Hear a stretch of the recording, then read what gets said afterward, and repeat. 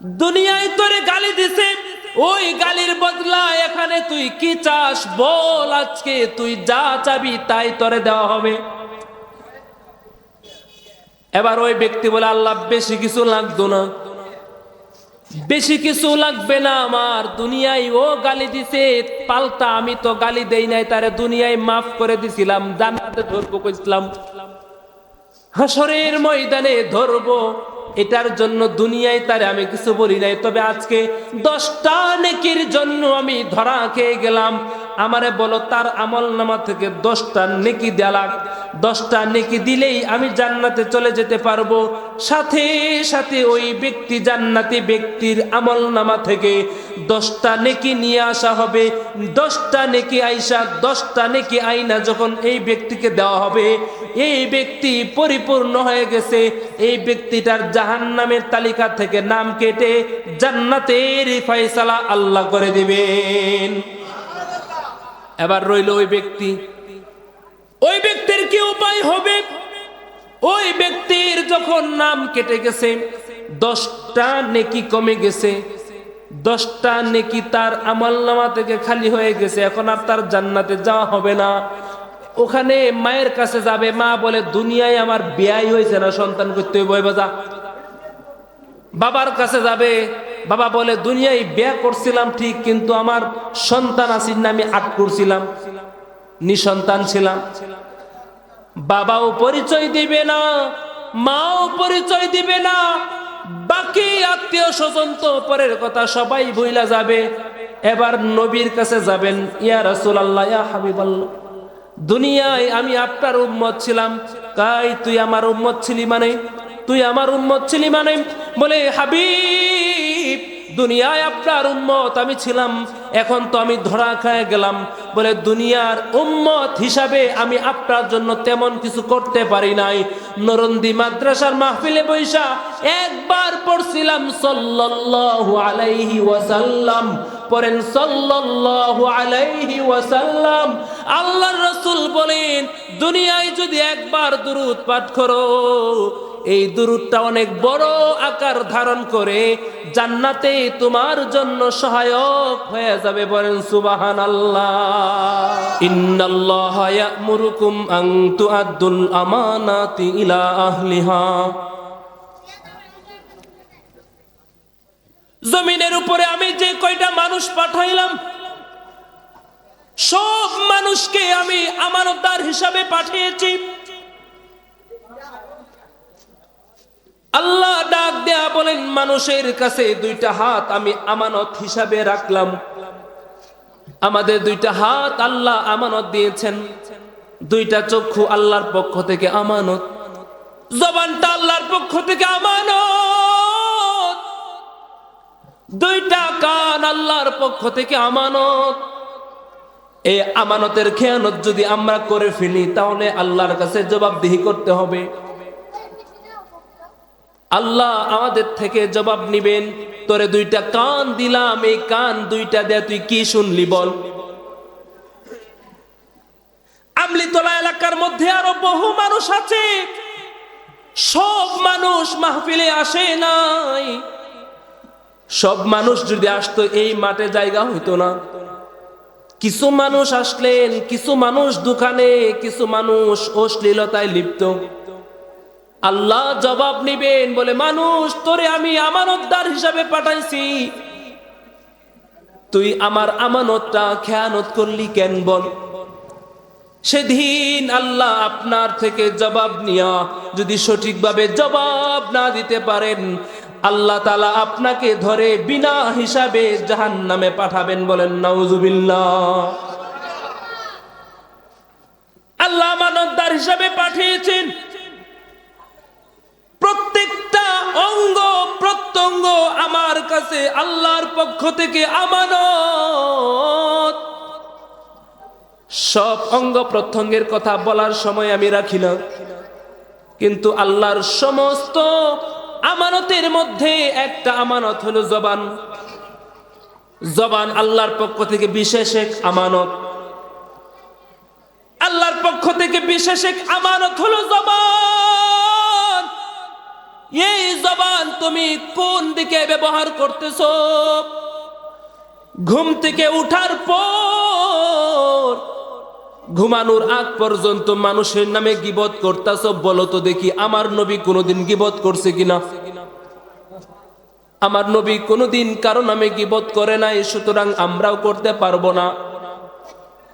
লম্বা করে বলতে পারো না, সংক্ষেপ করে আপনাদেরকে বলি, নবী কোনোদিন কারো নামে গীবত করে নাই। জবান দ্বারা কাউকে কোনোদিন নবী কষ্ট দেয় নাই।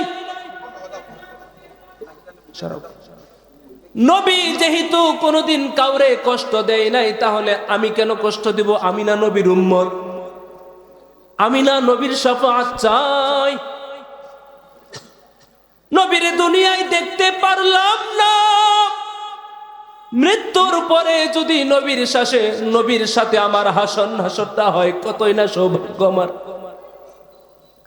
নবীর উম্মত আমরা দাবি করি, যেইভাবে চলা উচিত তার উল্টো চলি, সঠিক চলি না। আল্লাহ রাসূল সাল্লাল্লাহু আলাইহি ওয়াসাল্লাম মৃত্যুর 9 দিন আগে, কয়দিন আগে? মৃত্যুর 9 দিন আগে এলাকার সবাই ডাক দিলেন। পয়গম্বর ডাক দেয়া বলেন, কে কোথায় আছো? সবাই আয়েশা হাজির হও। সবাইকে হাজির করলেন, সবাই একত্রিত হইলেন, বলেন, ইয়া রাসূলুল্লাহ, ইয়া হাবিবাল্লাহ, আমাদেরকে কেন ডাক দিলেন আজকে? কারণ কি? আমাকে ডাক দেওয়ার কারণ কি? আমাদেরকে ডাক দেওয়ার কারণ কি বলেন? পয়গম্বর ডাক দেয়া বলে, তোমরা সবাই উপস্থিত হইছো, আমার একটা কথা তোমাদের শুনতে হবে, জবাব দিতে হবে। সবাই বলো তো দেখি, যেদিন থেকে আমার সাথে তোমার পরিচয় হয়েছে তারপর থেকে আজ পর্যন্ত আমার কথার দ্বারা, আমার জবান দ্বারা, আমার হাত দ্বারা, আমার চলার দ্বারা কেউ কোনোদিন কষ্ট পাইছো কিনা? আমার কথার দ্বারা যদি কেউ কোনোদিন কষ্ট পেয়ে থাকো বলো, কারণ এটা দুনিয়ার মামলা। আমি চাই নবী দুনিয়ার মামলাটা দুনিয়ায় শেষ করে যেতে চায়। দুনিয়ার মামলাটা আমি মৃত্যুর পরে হাসরের ময়দানে উপস্থাপন হোক, এটা আমি নবী চাই না। খেয়াল করে শুনে, পয়গম্বররা হলো নিষ্পাপ, তাদের কোনো গুনাহ নাই, তাদের জীবনে কোনো গুনাহ নাই, বেগুনাহ মাসুম। এরপরও তারা গুনাহের ক্ষেত্রে কতটা সতর্ক! বান্দার হকের বেলায়, বান্দার হকের ক্ষেত্রে তারা কতটুকু সতর্ক ছিল! আল্লাহর রাসূল ডাক দেয়া বলেন, আমার জবান দ্বারা, আমার হাত দ্বারা কেউ কোনোদিন কষ্ট পাইছো কিনা বলো? কেউ তো কথা বলে না। সাহাবাই কেরাম ডাক দেয়া বলেন, হাবিব আমার, আপনি পয়গম্বর, আপনার কারণে আমরা সৃষ্টি হইলাম, আপনার কারণে আসমান পাইলাম, জমিন পাইলাম, দুনিয়া পাইলাম। আপনার কথার দ্বারা কষ্ট পাবো এমনটা হইতে পারে না। ইয়া রাসূলুল্লাহ, ইয়া হাবিবাল্লাহ, আপনার কথা নয়, আপনার চেহারা মুবারক দেখে আমি কালিমা পড়ে মুসলমান হয়ে গেছি। সুবহানাল্লাহ বলেন। নবীজির চেহারা দেখাও মানুষ মুসলমান হয়ে গেছে, কাফেররা মুসলমান হয়ে গেছে। আপনারা কি নবী পাইবেন? আরো বলেন, নবী পাইবেন? তো নবী পাইবেন না, এখন কি করা উচিত? বলে, নায়েবে রাসূল যারা আছে, নবীর নায়েব যারা আছে, নবীজির ওয়ারিস যারা আছেন, তাদের কাছে বেশি বেশি যাওয়া, কাছাকাছি যাওয়া, তাদের চেহারা দেখ। একজন আলেমের চেহারা যদি আপনি দেখেন, সগীরা গুনাহ মাফ। সুবহানাল্লাহ বলেন। সাহাবায়ে কেরাম বলেন, হাবিব আমার, আপনার প্রতি আমাদের কোনো আক্ষেপ নাই, কোনো কষ্ট নাই, শুধু শুধু বইলা আমাদেরকে লজ্জা দিয়েন না রাসূল। তারপরেও নবীজি নাসুর বান্দা বলতে হবে, কোনদিন আমার ইচ্ছাই হোক, অনিচ্ছাই হোক, আমার কথার দ্বারা, চলার দ্বারা, জবানের দ্বারা, আমার হাতের দ্বারা কষ্ট পাইছো কিনা? কষ্ট পাইলে বলো, আমি তোমার থেকে মাফ নিয়ে নিব। নবীজি এত করে যেহেতু বলতেছেন, নবীজি এত করে যেহেতু বলতেছেন, এক সাহাবী উঠা বলেন, ইয়া রাসূলুল্লাহ, ইয়া হাবিবাল্লাহ, ওগো হাবিব, আমি চাই নাই আপনার কাছে প্রকাশ করি, কিন্তু আপনি যেহেতু বারবার বলতেছেন, এখন যদি নাও বলি তাহলে মিথ্যা হয়ে যাবে। ইয়া রাসূলুল্লাহ, অনেক দিন আগে আপনি ঘোড়ার উপর চড় হয়েছিলেন, আপনার হাতে চাবুক ছিল। আপনি যখন চাবুকটা হাত দিয়ে ঘুরান দেন, ওই সময়ে আমি নিচে দাঁড়ানো ছিলাম, আমার পরনে কোনো কাপড় ছিল না। আপনি দেখেন নাই, অনিচ্ছাকৃতভাবে, অনিচ্ছা থাকা অবস্থায়, অনিচ্ছা সত্ত্বে আপনার চাবুকের একটা আঘাত আমার পিঠে পড়ছিল, সামান্য দাগও হয়ে গেছিল। কিন্তু ইয়া রাসূলুল্লাহ, খোদার কসম খেয়ে বলি, ইয়া রাসূল, আমার মনে বিন্দু পরিমাণ আপনার প্রতি কষ্ট নাই। আপনি যেহেতু বললেন তাই আপনার কাছে প্রকাশ করলাম। ওগো হাবিব, আমি প্রকাশ করলাম, এজন্য আপনি রাগ হয়ে যান না, আমার উপর অসন্তুষ্ট হয়ে যান না। কারণ নবী যদি কোনো উম্মতের প্রতি অসন্তুষ্ট হয়ে যায়, তাহলে মৃত্যুর পরে তার অবস্থা অত্যন্ত ভয়াবহ পরিণত হয়ে যাইতে পারে। মুহতারাম হাজিরিন, সাহাবী যখন এই কথা বলল, সাথে সাথে আল্লাহর রাসূল ডাক দিয়া বলেন, চাবুকটা দেও। চাবুকটা দিয়ে আমি তোমাকে যেই পরিমাণ, যতটুকু জোরে তোমাকে আঘাত করছিলাম, ঠিক ততটুকু জোরে তুমিও আমাকে একটা আঘাত করো, সমান সমান হয়ে যায়। আল্লাহু আকবার কইলেন না? নবীজি বললেন, তোমাকে আমি একটা আঘাত করছি, এই আঘাতের কারণে তুমিও সমান সমান জোরে, আমি যতটুকু জোরে দিছি ঠিক ততটুকু জোরে তুমি আমাকেও একটা আঘাত করো, সমান সমান হয়ে যাক। দুনিয়ার মামলাটা দুনিয়ায় শেষ হয়ে যাক। এই মামলা, দুনিয়ার মামলাটা আমি মৃত্যুর পরে হাসরের ময়দানে উপস্থাপন হোক, এটা তো আমি চাই না। আল্লাহ রাসূল যখন এই কথা বললেন, সাহাবী ডাক দিয়ে বলেন, ইয়া হাবিব, এটা হইতে পারে না, আমি আপনাকে আঘাত করতে পারবো না। আপনার দেখে আমি ঈমান আনছি, এখন আপনার শরীরে আমি আঘাত দেব, এটা কখনোই সম্ভব না হাবিব, কখনোই সম্ভব না।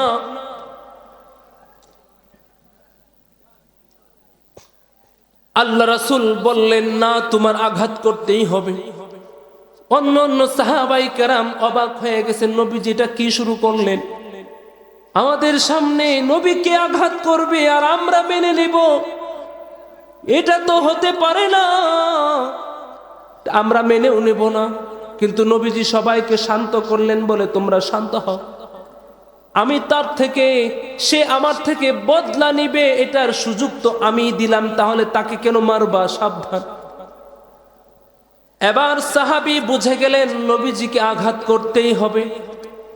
এবার সাহাবী ডাক দিয়ে বলেন, ইয়া রাসূলুল্লাহ, আপনার থেকে বদলা আমি নেব, ঠিক আছে, কিন্তু আমি যদি আপনার থেকে বদলা নিতে চাই, তাহলে তো আপনি আমাকে যেই চাবুকটা দিয়ে আঘাত করছিলেন ওই চাবুকটা লাগবে। কথা তো যুক্তি আছে। সাহাবী যখন বললেন, ওই চাবুকটা আমার দরকার, আল্লাহ রাসূল সাথে সাথে সাহাবীকে পাঠাইছেন, বলে যাও, আমার মেয়ে ফাতেমার ঘরে আমার ওই চাবুকটা আছে, নিয়ে আসো। সাহাবী যখন ফাতেমার ঘরে গেলেন, ফাতেমা রাদিয়াল্লাহু তাআলা আনহাকে ডাক দেয়া বলেন, নবীজি বলেছেন চাবুকটা দেওয়ার জন্য, চাবুকটা দেন। ফাতেমা বলেন, কি ব্যাপার? কোথাও যুদ্ধ লাগতে তো শুনি নাই, কোথাও কোনো ঘটনা ঘটছে এমনও শুনি নাই, তাহলে আব্বার চাবুক নেবে কেন? সাহাবী ঘটনা বর্ণনা করলেন, বলে একটা মানুষ আপনার আব্বাজানের থেকে বদলা নিবেন, এটার জন্য চাবুকটা দরকার। ফাতেমা রাদিয়াল্লাহু তাআলা আনহা ডাক দেয়া বলেন, না, এটা হতে পারে না,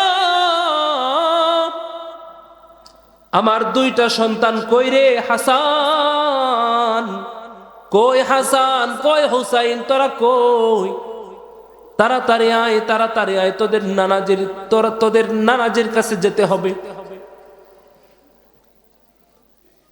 হাসান আর হুসাইনকে যখন ডাক দিলেন, হাসান আর হুসাইনকে উদ্দেশ্য করে ফাতেমা বলে, হাসান তোমরা দুই ভাই নবীর কাছে যাইবা, তোমাদের নানাজির কাছে যাইবা, যায়া কোন ব্যক্তি জানি তোমাদের নানাজির থেকে বদলা নিতে চান, ওই ব্যক্তির সামনে দুই ভাই উপর হইয়া পইরা যাইবা। উপর হইয়া পইরা ওই ব্যক্তিকে বলবা, আমার নানাজির থেকে বদলা না নিয়া, আমার নানাজির থেকে বদলার পরিবর্তে আমাদের নানাজির পরিবর্তে আমরা দুই ভাই খালি গায়ে উপর হইয়া শুয়ে পড়লাম। তোমার যতটুকু মন চায় ততটুকু আঘাত করো, তোমার যতটুকু মন চাই ততটুকু আমাদেরকে আঘাত করো, যত জোরে মারতে চাই আমরা দুই ভাইকে মারো, আমাদের সামনে সাবধান, নানাজির গায়ে আঘাত দিও না। সুবহানাল্লাহ পড়েন, সুবহানাল্লাহ। হাসান আর হুসাইন যখন নবীজির সামনে আইসা ওই ব্যক্তির সামনে উপর হইয়া পড়লেন, নবীজি তাদেরকে উপর হইয়া পড়তে দিলেন না, তাদের দুই ভাইকে বুঝায়া দূরে সরায়া দিলেন। নবীজি বললেন, এটা আমার মামলা, তোমাদের দিয়ে আদায় হবে না। ভাই বান্দার হক, আপনার জবান দিয়া আজ থেকে 10 বছর আগে কোন মানুষটারে গালি দিছিলেন অযথা, হাসিতে হোক, খুশিতে হোক, রং করেই হোক, মজা করেই হোক, একটা ভাইকে আপনি অহেতুক গালি দিলেন, কারণেই হোক অকারণেই হোক, আপনি আপনার এক ভাইকে জবান দিয়া গালি দিলেন, গালি দিয়ে আপনি তার উপর জুলুম করলেন, আপনি তো জালেম। মনে রাখবেন, আপনি নামাজ পড়েন, তাহাজ্জুদ পড়েন, হজ করেন, যাকাত দেন, আপনি পাক্কা ইমানদার, আপনার মৃত্যুর পরে জান্নাতের ফায়সালাও আল্লাহ করে দিলেন।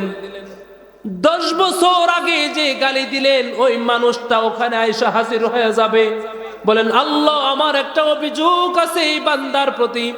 বলে, কি তোমার অভিযোগ? বলে, দুনিয়ায় থাকতে ও আমারে একটা অহেতুক অন্যায় ভাবে তার জবান দিয়ে আমার একটা গালি দিছিল, যেটা আমি কষ্ট পাইছিলাম, আজকে ওইটার জবাব দিয়া তারপরে সে জান্নাতে যাবে, এর আগে আমি যাইতে দেব না। আল্লাহ সাথে সাথে জান্নাতে যাওয়ার ফায়সালা কেটে দিবেন। সুবহানাল্লাহ, সুবহানাল্লাহ কয়। আপনারা ঘুমায় গেছে? বেশি ভাল লাগতেছে না? আস্তে আস্তে কথা কইতেছি তো, বেশি ভাল লাগতেছে না মনে হয়। সাথে সাথে আল্লাহ এই ওইটাছে না, সাথে সাথে আল্লাহ জান্নাতের ফায়সালাটা কেটে দিবেন। ফায়সালাটা কেটে দিয়া এরপরে আপনি হতাশ হয়ে যাবেন, কি ব্যাপার, আমি জান্নাতে যাইতেছি, আমার আমল দিয়ে অনেক আমল আমার, কিন্তু ওই ব্যক্তিটা 10টা নেকির জন্য জান্নাতে যাইতে পারে না। এই মুহূর্তে আপনারে বাধা দিছে, আপনারে ধইরা ফেলছে। আল্লাহ বলবেন, বান্দা তুই কি চাস ওই গালির দ্বারা? কারণ এখানে তো আর সে গালি দিতে পারবে না, ওখানে গালি দিতে পারবো। এখানে গালির বদলে তুই কি চাস? দুনিয়ায় তোরে গালি দিছে, ওই গালির বদলা এখানে তুই কি চাস বল, আজকে তুই যা চাবি তাই তোরে দেওয়া হবে। এবার ওই ব্যক্তি বলে, আল্লাহ বেশি কিছু লাগতো না, বেশি কিছু লাগবে না আমার, দুনিয়ায় ও গালি দিছে পাল্টা আমি তো গালি দেই নাই, তারে দুনিয়ায় মাফ করে দিছিলাম, জান্নাতে ধরবো কইছিলাম, হাসরের ময়দানে ধরবো, এটার জন্য দুনিয়ায় তারে আমি কিছু বলি নাই, তবে আজকে 10টা নেকির জন্য আমি ধরা খেয়ে গেলাম। আমারে বলো তার আমল নামা থেকে 10টা নেকি দেয়া, 10টা নেকি দিলেই আমি জান্নাতে চলে যেতে পারবো। সাথে সাথে ওই ব্যক্তি জান্নাতি ব্যক্তির আমল নামা থেকে 10টা নেকি নিয়ে আসা হবে। 10টা নেকি আইসা 10টা নেকি আইনা যখন এই ব্যক্তিকে দেওয়া হবে, এই ব্যক্তি পরিপূর্ণ হয়ে গেছে, এই ব্যক্তিটার জাহান্নামের তালিকা থেকে নাম কেটে জান্নাতের ফয়সালা আল্লাহ করে দিবেন। এবার রইল ওই ব্যক্তি, ওই ব্যক্তির কি উপায় হবে? ওই ব্যক্তির যখন নাম কেটে গেছে, 10টা নেকি কমে গেছে, 10টা নেকি তার আমলনামা থেকে খালি হয়ে গেছে, এখন আর তার জান্নাতে যাওয়া হবে না। ওখানে মায়ের কাছে যাবে, মা বলে দুনিয়ায় আমার বিয়াই হয়েছে না, সন্তান করতে হইব বাজা। বাবার কাছে যাবে, বাবা বলে দুনিয়ায় বিয়া করছিলাম ঠিক, কিন্তু আমার সন্তান আসিন না, আমি আট করছিলাম, নিঃসন্তান ছিলাম। বাবাও পরিচয় দিবে না, মাও পরিচয় দিবে না, বাকি আত্মীয় স্বজন তো পরের কথা, সবাই ভুইলা যাবে। এবার নবীর কাছে যাবেন, ইয়া রাসূলুল্লাহ, ইয়া হাবিবাল্লাহ, দুনিয়ায় আমি আপনার উম্মত ছিলাম। কাই তুই আমার উম্মত ছিলি মানে? তুই আমার উম্মত ছিলি মানে? বলে হাবিব, দুনিয়ায় আপনার উম্মত আমি ছিলাম, এখন তো আমি ধরা খেয়ে গেলাম। বলে দুনিয়ার উম্মত হিসাবে আমি আপনার জন্য তেমন কিছু করতে পারি নাই। নরন্দি মাদ্রাসার মাহফিলে বৈশা একবার পড়ছিলাম সাল্লাল্লাহু আলাইহি ওয়াসাল্লাম, পড়েন সাল্লাল্লাহু আলাইহি ওয়াসাল্লাম। আল্লাহর রাসূল বলেন, দুনিয়ায় যদি একবার দুরূদ পাঠ করো, এই দুরূদটা অনেক বড় আকার ধারণ করে জান্নাতে তোমার জন্য সহায়ক হয়ে যাবে। বলেন সুবহানাল্লাহ। সেদিন নবীর যখন নবীকে পরিচয় দেবে, যদি লাইন গার্ড যদি ভালো থাকে তাহলে তো নবী পরিচয় দেবে নেই। যে পরিচয় দিলেন, নবী দুনিয়া আপনার উম্মত ছিলাম, এখন তো ধরা গেলাম, 10টা নেকি দরকার, আপনি একটু সুপারিশ করে পার করে দেন না আমারে। আল্লাহ রাসূল বলবেন, তুই দুনিয়া উম্মত ছিলি মানে? আমার উম্মত তুই, তোরে তো আমি চিনি না। কেন চিনেন না? বলে যতদিন তোর শরীরে তোর যৌবনের শক্তি ছিল, যতদিন তোর যৌবনের শক্তি ছিল, যৌবনের তাড়নায় কত কিছু করলা, মাগার কত হুজুরের ওয়াজ শুনলা, কিন্তু দাড়িটা রাখলা না। যে বুড়া হয়ে গেছো, ডেট ওভার হয়ে গেছে, ডেট ওভার মাল দাম আছে, বলেন দাম আছে। যেই তোমার দাম নাই তখন কি করবা? পরে দাড়িটা রাখছো না বাইরে, এর আগে দাড়িটা রাখলা না। ভাই একটা কথা বলি, রাগ করবেন? যুবক মানুষ আপনি, কসম খেয়ে বলি, ঠিক আপনার মতো একটা যুবক অ্যাক্সিডেন্টে মারা গেছে। সে জানতো না 5 মিনিট আগে যে 5 মিনিট পরে তার আজরাইল তার সাথে সাক্ষাৎ করবে। যুবক মারা গেল, মায়ের থেকে বিদায় নিয়ে ঢাকা যাবে, ট্রেনে উঠছে, ভালো, ওখানে তার জন্য মানুষ অপেক্ষা করতেছে। অর্ধেকটা রাস্তা যাওয়ার পরে হঠাৎ করে ট্রেনের লাইন থেকে ট্রেন লাইনচ্যুত হয়ে গেছে, অ্যাক্সিডেন্ট হয়ে গেছে, ট্রেনের ভিতরে আগুন লেগে পুইরা ছারকার, তার বডি পাইল না, তার লাশটা খুঁজে পাইল না। এই ব্যক্তিটা ট্রেনে ওঠার আগে যে আনন্দ ফুর্তিতে ছিল, সে যদি জানতো এটাতে তার মরণ আছে, বাইন্দা উড়ানো গেল হইলে তারা ট্রেনে বাইন্দা উড়াই চাললেন হইলে আপনারা পারতেন না। এই যে মারা গেল, তওবা করার সুযোগ পাইছে, বলেন দেখি আবার কি দুনিয়াত কোনোদিন আসতে পারবে? তাইলে কেন আপনি বুঝেন না ভাই? আমার একটু বলেন, কি লাভ আপনার? বলেন আমারে। আপনি যে দাড়িটা রাখেন না, আপনি আমার একটা লাভ দেখান। হ্যাঁ, আপনি আমার কাছ থেকে জবাব নেন, বলেন হুজুর আমি যে দাড়ি রাখি না, ক্ষতি কি? আমি তোমাকে 50টা ক্ষতি দেখাবো। যদি তুমি মানো, আমি তোমাকে 50টা ক্ষতি দেখাবো। দাড়ি রাখলে মানুষকে কি চোরের মতো দেখা যায়? পুরুষ যদি দাড়ি না রাখে, এরারে মানে মহিলাও মনে হয় না, হিজরা হিজরা লাগে। কি কও? হ্যাঁ, ওহানা ঠিক কইতো না ভাই। আপনি বলেন, কোরআন শরীফ আমার সামনে, কোরআন শরীফটা হাতে রেখে বলি, আমার এই জীবনে যতটুকু সম্মান পাইছি আলেম হইয়া, তার থেকে বেশি পাইছি দাড়ির জন্য। আপনি সম্মানটা চান না? আপনাকে একটু লজ্জা দিলাম, কেন জানেন? এটা আমার উপর আপনার হক, কারণ আপনি তো অবুঝ। দুনিয়ায় আমার সাথে আপনার সম্পর্ক না থাকতে পারে, মরণের পরে ঠিকই আপনি আমারে ধরবেন যে হুজুর আমরা মসজিদে ইমাম সাহেব হয়তো আমাকে বলেই নাই, কিন্তু টাকা পয়সা দিয়ে সহযোগিতা করে সবার আয়োজন করছিলাম, আপনিও যদি ওখানে গিয়ে বলতেন, আমাদেরকে বুঝায় বলতেন, তাহলে দাড়িটা রাখতাম। আপনি বলেনও নাই, দাড়িও রাখি নাই। সেদিন আল্লাহর সামনে আমারে আসামি বানাবেন। আপনি বললাম আসামি বানাবেন। এজন্য আমার ওয়াজে আপনারা সন্তুষ্ট হন, খুশি হন, এটা আমি চাই না। আমার একটা কথার কারণে আপনি দাড়িটা রাখেন, অন্তত পক্ষে নবীজির একটা সুন্নত আপনি জিন্দা করেন। আল্লাহ দুনিয়ায় আপনাকে ভরপুর সম্মান দিবেন, পরকালেও দিবেন। বলেন তো দেখি কোন ভাই আছেন আজকের পর থেকে হুজুর আমার জীবন গেলেও দাড়ি কাটবো না, দাড়ি কেটে ফেলতেন এমন একটা মানুষ হাত উঠান তো দেখি যে হুজুর আজকের পর থেকে আমি দাড়ি কাটবো না ইনশাআল্লাহ। মাইকলা হাত উঠাইছেন, আর দাড়ি কাটবে না। আচ্ছা, এরপরে দেখি এই বেটা তুমি তো হুজুর, এই বেটা আচ্ছা সামনে তো দাড়ি আছে, আমনের দাড়ি আছে, দাড়ি নাই যার তারা হাত উঠায় না, মানে তারা রাখবে না, কোনো সমস্যা নাই।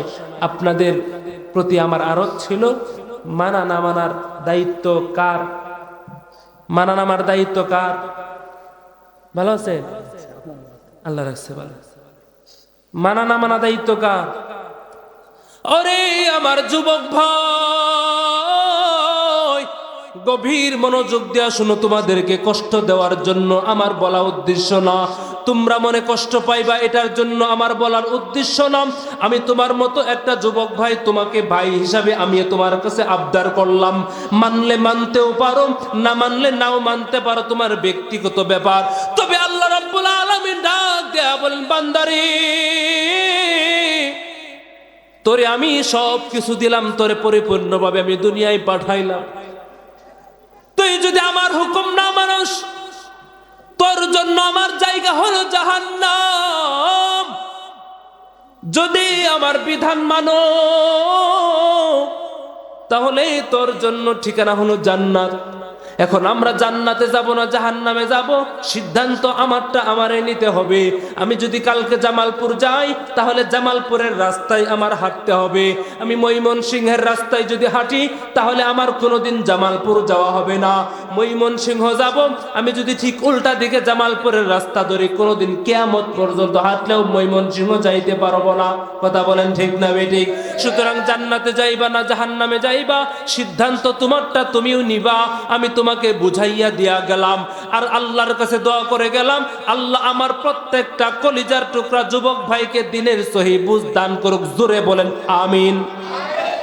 এবার যুবক ভাইরা আমার, আল্লাহ রাসূল ডাক দেয়া বলেন, সাহাবী আমার, চাবুক তোমার কাছে আইনা দিলাম, তোমার মনে আছে নাকি?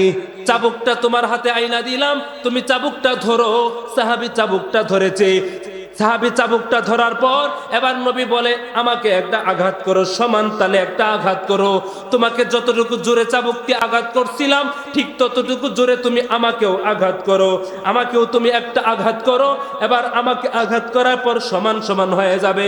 সাহাবী ডাক দেয়া বলে, হাবিব আমার, আপনাকে আমি আঘাত করব, কিন্তু আপনি হয়তো ভুলে গেছেন, আপনি যখন আমাকে আঘাত করছিলেন আমার গায়ে কোনো কাপড় ছিল না। আমার গায়ে কোনো কাপড় ছিল না, চাবুক তো আপনারটা ছিল, আপনার চাবুকটা আমি হাতে নিলাম, তবে আমার গায়ে কোনো কাপড় ছিল না। আপনাকেও যদি আমি আঘাত করতে চাই, তাহলে আপনার গায়ে থেকে কাপড়টা সরাতে হবে। নবী ডাক দেয়া বলে, সাহাবী, আমি তো মানুষের সামনে কাপড়টা খুলি না, খালি গায়ে হই নাই। আমি খালি শরীরে মানুষের সামনে যাই না, কারণ লজ্জার দিক যদি চিন্তা করতে চান, আমার নবীদের লজ্জা কম ছিল না বেশি ছিল? জোরে বলেন, কম না বেশি? আমরা লজ্জা কম না বেশি? আমরা লজ্জা যদি বেশি থাকতো, তাহলে কি আর ঘরের বউর লোকে কার্য করতাম? হাই হাই হাই, ঘরের বউর লোকে কার্য করে কেমনে গন্ধ দেই? কিছু টিপস আপনাদের থেকে নিতে হবে আমার। দেহি বউয়ের সাথে কেমনে ঝগড়া করে, আমি ওই দিন পরীক্ষা করে দেখবাম না, নাকি কোন আপনারা চান আমি আমার হেলার লগে ঝগড়া করি? হ্যাঁ, কিছু টিপস দিয়েন যদি কেউ থাকেন এরকম পালোয়ান, যদি থাকেন। আমাদের লজ্জা শরম অনেক কম। আমার হাবিব ডাক দেয়া বলেন, সাহাবী আমি মানুষের সামনে কাপড় খুলতে পারবো না, আমার খালি গায়ে যদি তুমি আঘাত করতে চাও তাহলে চলো আমার ওই যে রুমটা দেখতে পাচ্ছ ওই রুমের মধ্যে চলো। এবার সাহাবী ডাক দেয়া বলেন, হাবিব চলেন, তাহলে ওই রুমের মধ্যে যাইয়া চলেন, ওই রুমের মধ্যে গিয়া কাপড়টা আপনি খুলেন, আমি আসতেছি আপনার থেকে বদলা নিব। সাহাবীদের মধ্যে কান্নার রোল পড়ে গেছে, সাহাবীরা কান্না করে বলে কি হতে চলছে আমাদের চোখের সামনে, আমাদের হাবিবকে, আমাদের পেয়ারা নবীরে আঘাত করবে, আমরা কিভাবে সহ্য করব?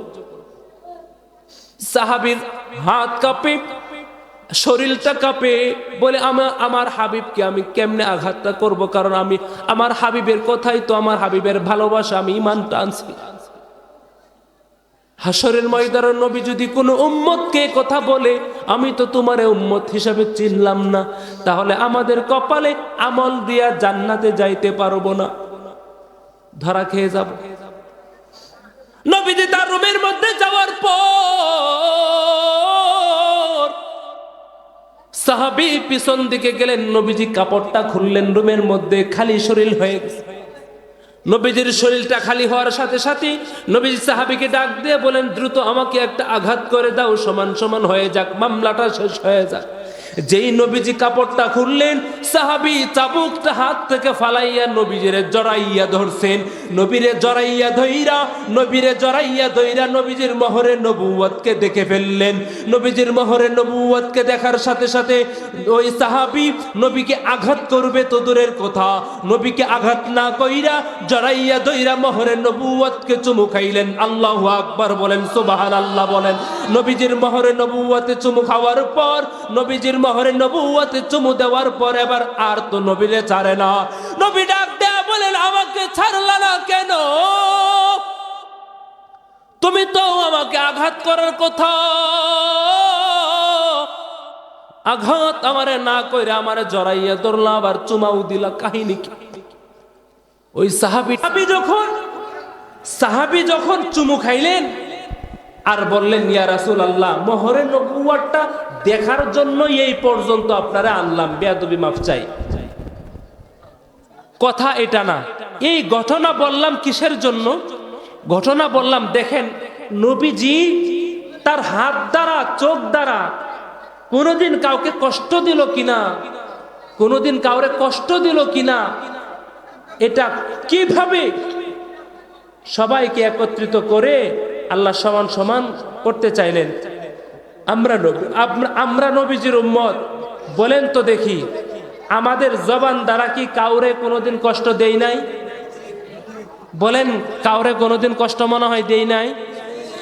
যদি দিয়া থাকেন ভাই, উনি যদি বেঁচে থাকে উনার থেকে মাফ নিয়ে রাখবেন,